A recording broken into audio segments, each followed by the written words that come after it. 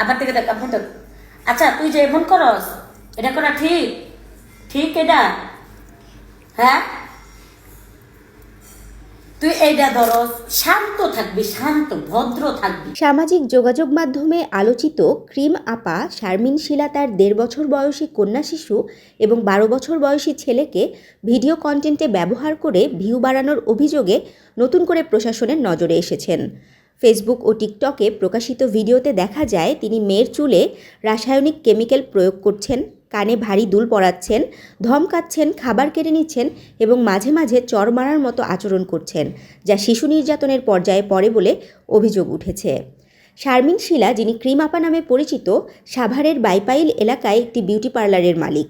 সামাজিক যোগাযোগ মাধ্যমে নিজের পণ্যের প্রচারের পাশাপাশি তিনি নানা ভিডিও তৈরি করে থাকেন, যেগুলোতে তার মেয়েকে প্রায় অস্বাভাবিক আচরণের মুখোমুখি হতে দেখা যায়। মেয়েটির ভয়ের চিহ্ন স্পষ্ট হলেও শিলা এসব আচরণকে নির্যাতন নয় বরং ভালোবাসা বলে দাবি করেন। একাই ১০০ নামের একটি সামাজিক সংগঠনের পক্ষ থেকে আন্তর্জাতিক শিশু শান্তি পুরস্কারপ্রাপ্ত সাদাত রহমান সহ আরও কয়েকজন ঢাকা জেলা প্রশাসকের কাছে শারমিন শিলার বিরুদ্ধে লিখিত অভিযোগ বা স্মারকলিপি প্রদান করেছেন।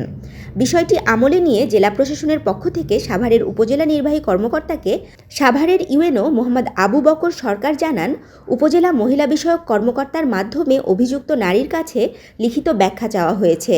সন্তোষজনক ব্যাখ্যা না পাওয়া গেলে প্রচলিত আইনের আওতায় পদক্ষেপ নেওয়া হবে। অভিযোগের বিষয়ে শারমিন শিলা বলেন, তার বিরুদ্ধে ষড়যন্ত্র হচ্ছে। তিনি সন্তানদের কলিজার টুকরা বলে উল্লেখ করে দাবি করেন, কোনো নির্যাতন তিনি করেননি।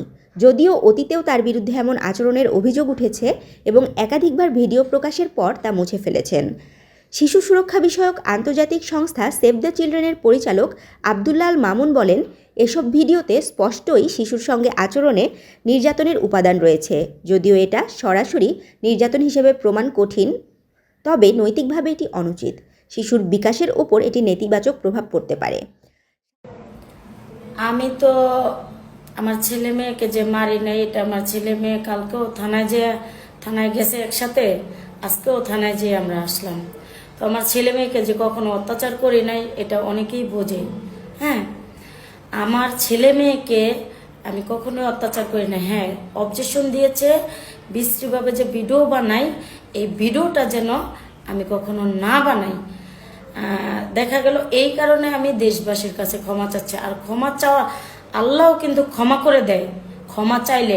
আর ক্ষমা চাওয়ার পর যদি কেউ ক্ষমা না করে তাহলে তো বোঝেনি তারা কি বলে ইসলাম।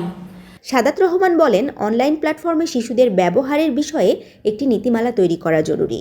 শিশুদের শৈশব রক্ষায় এবং অনলাইনে ভিউ বা মুনাফার জন্য যেন তাদের ব্যবহার না করা হয় সে বিষয়ে সরকারকে আইনগত পদক্ষেপ নিতে হবে। তা না হলে ভবিষ্যতে আরও অভিভাবক এ ধরনের কর্মকাণ্ডে উৎসাহিত হতে পারেন। এ বিষয়ে প্রশাসনের ৩ দিনের সময়সীমা শেষ হলে পরবর্তী আইন ব্যবস্থা নেওয়ার আশ্বাস দিয়েছেন সংশ্লিষ্ট কর্মকর্তারা।